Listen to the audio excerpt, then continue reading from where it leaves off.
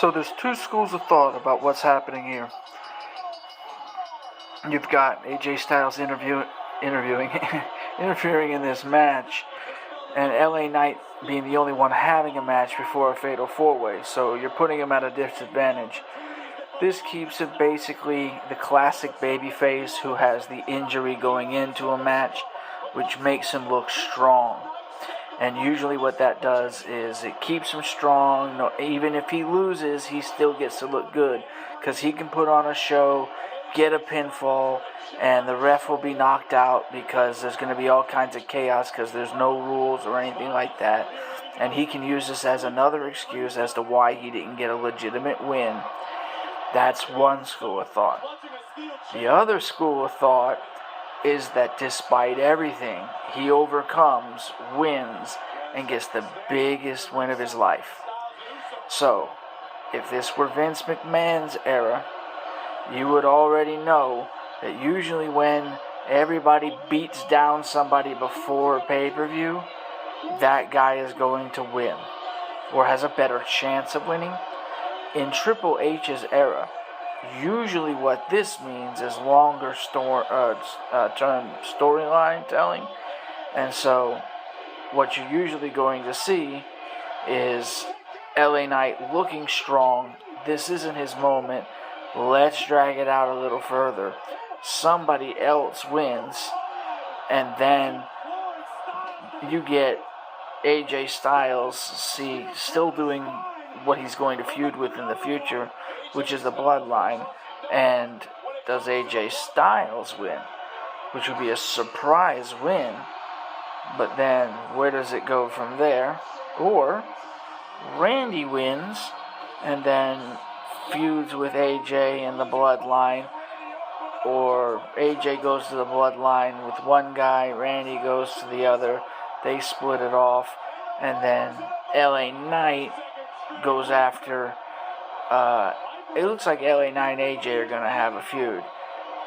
And then Randy and Solo Sikoa are probably going to have a feud with the title on the line, making Solo jump to a main event status briefly. And then The Rock and Roman Reigns have their title. And then who does Randy face at WrestleMania?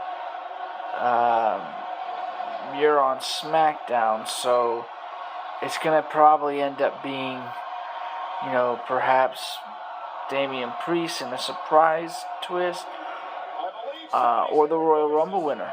And then Raw sorts itself out with the leftovers, who we'll have to watch. So you kind of have to factor these things in, but that's my opinion on basically the Fatal 4-Way is giving you all the clues on how this would be booked. Once again, if this was Vince McMahon, you would know for sure. What I love about Triple H is that he's keeping everyone guessing. He's using Vince's formula, but just a couple of tweaks, and now all of a sudden, it's not, we don't know. It's not so sure. And that's why I'm interested in wrestling again more than I have been since pre-2006.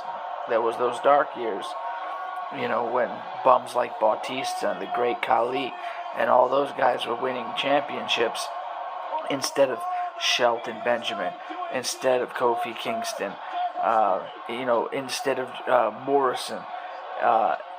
So that's the reason why so many people quit.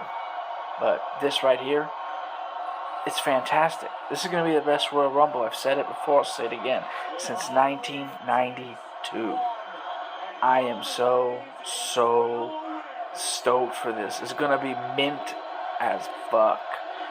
The crowd is so behind Randy.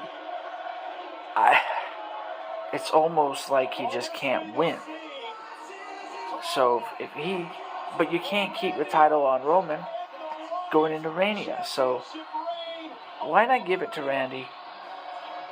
Why not let Cody win and then let Cody challenge for the Universal title against Randy? Because I really think Cody versus Randy needs to be. I was going to have him at SummerSlam, but why not do it at Mania? That makes perfect sense. Oh, that was a nice little ending right there.